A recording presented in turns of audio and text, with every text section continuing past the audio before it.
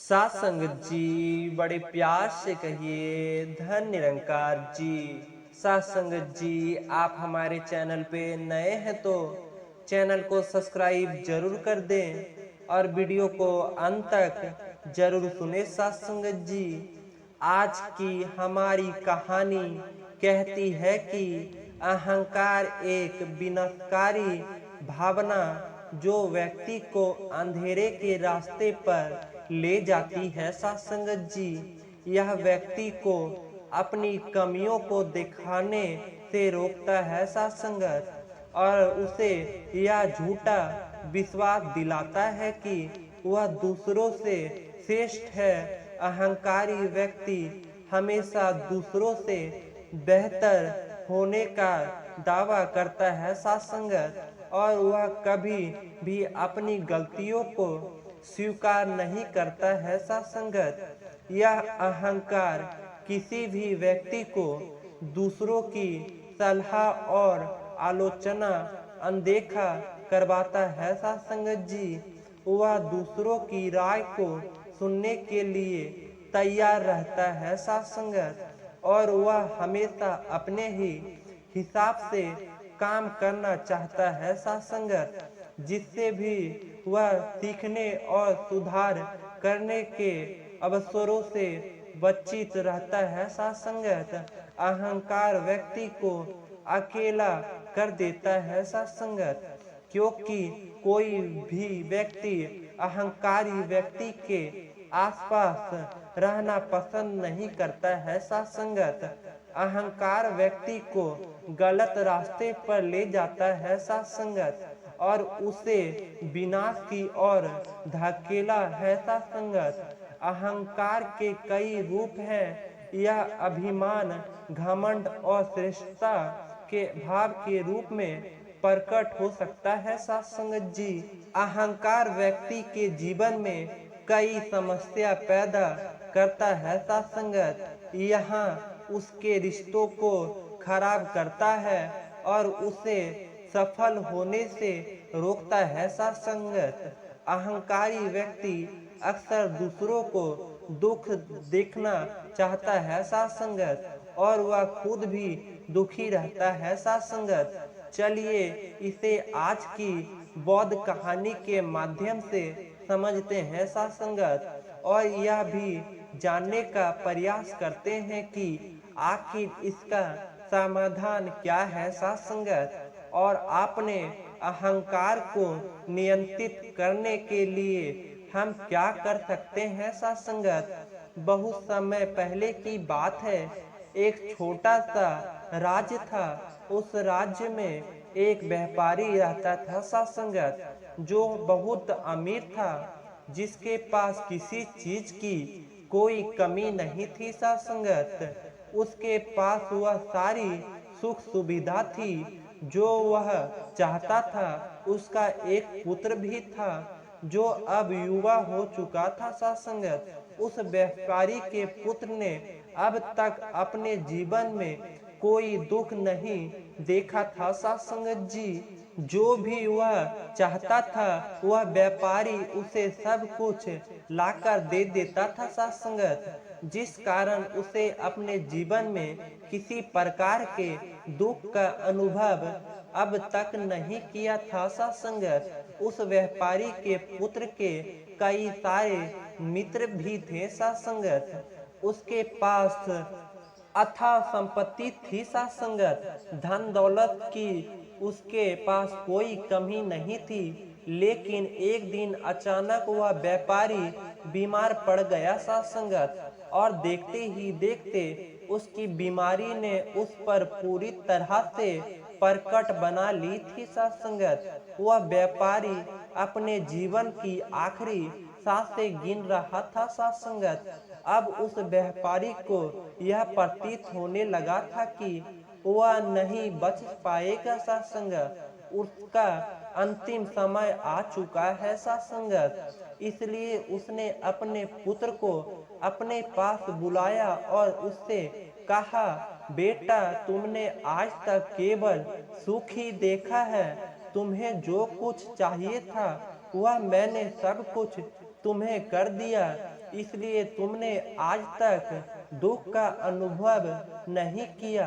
दुख क्या होता है यह तुम्हें पता नहीं, और इसी बात की चिंता मुझे खाई जा रही है कि जब तुम्हें पर दुख के बादल मंडराएंगे तो तुम सह नहीं पाओगे। इसलिए आज मैंने तुम्हें यहाँ पर बुलाया है। मैं बस आखिरी समय पर तुम्हें यह कहना चाहता हूँ कि तुम सावधान रहना। मेरी मृत्यु के बाद तुम्हारे अपने ही तुम्हारे दुखों का कारण बन जाएंगे। इतना कहकर वह व्यापारी मृत्यु को प्राप्त हो गया। उस व्यापारी का पुत्र अपने पिता की मृत्यु पर बहुत दुखी था। वह रो रहा था। तभी उसके पास उसका एक मित्र आया और वह उस समझते हुए कहता है, मित्र तुम रो क्यों रहे हो? तुम्हारा पिता ही मरा है, लेकिन तुम्हारे पास तो अब भी यह सारी धन दौलत है, यह सारी संपत्ति है कि सारी संपत्ति तुम्हारी ही तो है। अब तो तुम उन चीजों का भी आनंद ले सकते हो जिनका आनंद तुम अपने पिता के रहते नहीं ले पा रहे थे। अपने मित्र की यह बात सुनकर वह बड़ा प्रसन्न हुआ और उसे भी इस बात का एहसास हो चुका था कि उसके पास अथाह संपत्ति है, धन है, दौलत है, जिसकी मदद से वह अपना जीवन खुशी खुशी बिता सकता है। साथ संगत, लेकिन इस धन संपदा के कारण वह अब बुरी आदतों का शिकार भी हो चुका था। साथ संगत, उसे हर प्रकार का नशा करने की आदत लग चुकी थी। जहां उसका मन करता वहां चल जाता। जब भी उसका मन करता वह किसी को भी अपने घर बुला लेता। फिर चाहे दिन हो या रात, जो भी उसका मन करता वह खरीद लेता, क्योंकि उसके पास संपत्ति थी। और उसके पिता का सारा व्यापार भी अब उसी के हाथों में था और अब वह बहुत खुश था। वह अपने जीवन को अपनी मर्जी के हिसाब से जी रहा था। एक दिन उसके मन में ख्याल आया कि पिता ने मुझे बेवजह ही डरा दिया कि लोग मेरा फायदा उठाएगा, मेरे दुश्मन बन जाएंगे, मेरे दुखों का कारण बन जाएंगे। लेकिन अब तो मैं और भी मजे से जी रहा हूँ। मेरे सुख के दिन तो अब आए हैं। मैं आज तक जो नहीं कर पाया था वह सब करने में अब मैं सक्षम हूँ। यह सब सोचकर उसकी खुशी का कोई ठिकाना नहीं था। वह बहुत खुश था। तभी एक दिन उस राज्य में एक बहुत बड़ा अस्पताल का निर्माण हो रहा था और इस अस्पताल के निर्माण के समय पर एक घोषणा करवाई गई कि जो भी इस अस्पताल के लिए सबसे अधिक दान करेगा उसका नाम उस अस्पताल के एक पत्थर पर स्वह अक्षरों में लिख जाएंगे। जब उसके मित्र ने यह बात सुनी तो वह दौड़ा दौड़ा उसके पास आया और उसे सारी बात बता दी। तब उस व्यापारी के पुत्र ने यह तय किया कि वह अस्पताल को सबसे बड़ा दान देगा और उसने ऐसा ही किया और साथ ही यह भी निश्चित हो गया कि उसका नाम उस अस्पताल के लिए एक पत्थर पर स्व अक्षरों में लिखा जाएगा। लेकिन जब वह दान देखकर वापस घर की ओर लौट रहा था तो रास्ते में उसे एक साधु मिले जो भोजन की मांग कर रहे थे।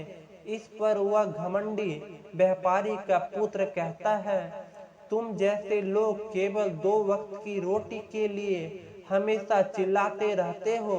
पता नहीं तुम लोग कहां से आ जाते हो और भगवान तुम लोगों को पैदा ही क्यों करता है। तुम लोग गंदगी हो, तुम्हें जीने का कोई हक नहीं।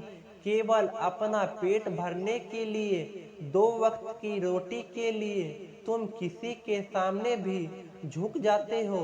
यदि झुकना ही है तो उस ईश्वर के सामने झुको, शायद वह तुम्हारी गलतियों को माफ कर दे और तुम्हें एक अच्छा जीवन प्रदान करे। हो सकता है वह तुम्हें भोजन भी दे दे। वह लड़का उन साधु को खरी खोटी सुनाकर वहां से चला गया।